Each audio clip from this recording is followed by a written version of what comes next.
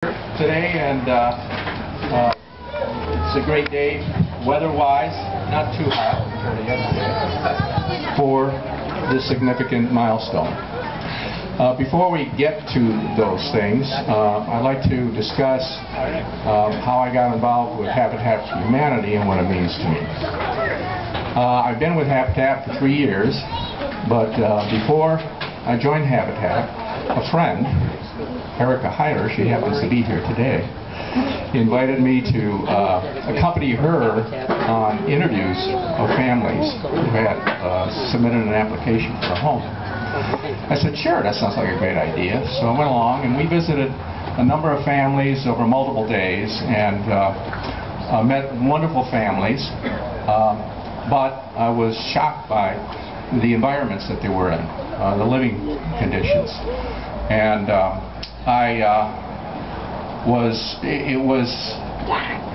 the fact that they lived in that environment and paying fairly high rents, particularly compared to their budget. I'm sure it was hitting their core budget of things like food, health, care, and so forth. So it was a real eye-opening experience for me. And what I did was join Habitat shortly after that and spent a lot of time with the Family Services Committee and learning all the process involved.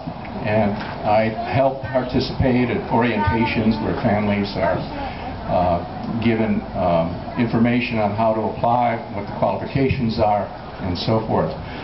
And then I got involved in the process of doing the interviews and helping the team qualify families, help them with paperwork and so forth and so on. And then I got involved in wall raisings and home dedication, and the ultimate was to pass the keys on to a family to their brand spanking new home. That was a big high for me.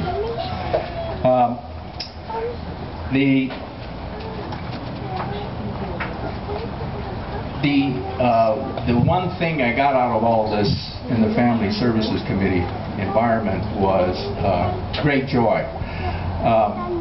With sharing this joy with the families, with the volunteers, the staff, sponsors, and finally reaching that ultimate goal of a home for this family.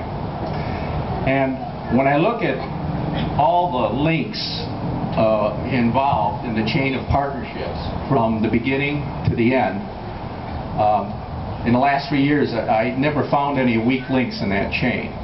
I only saw strong links of passion, strong links of talent, strong links of work ethic and dedication.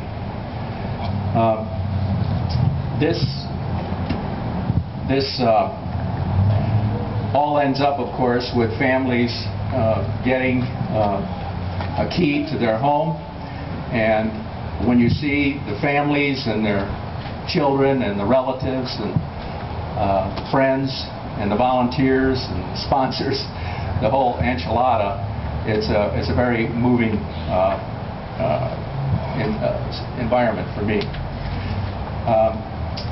So when I attend these things, I get a great cup of joy, and that's why I'm here today. I want another cup of joy. I need that cup of joy. I want that cup of joy.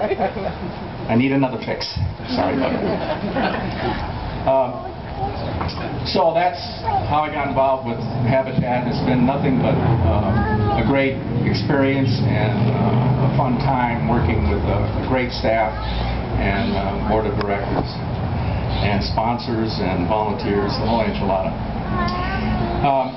Speaking of partners, I now have the pleasure to give a big thanks to some of them.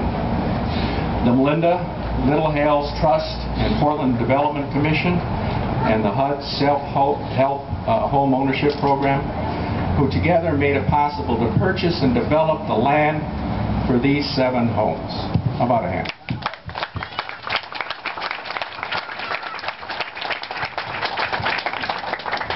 Once the 7 homes are completed, an important function to be formed is a condo association.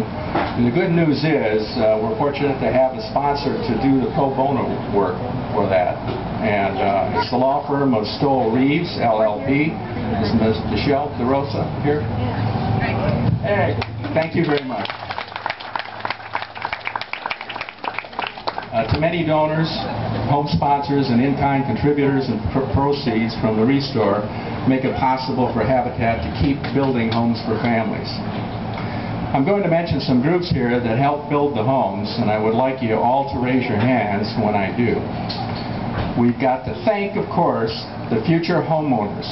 Future homeowners, raise your hands.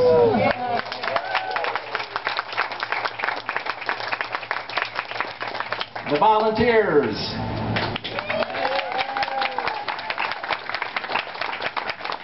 The board members. And staff, of course.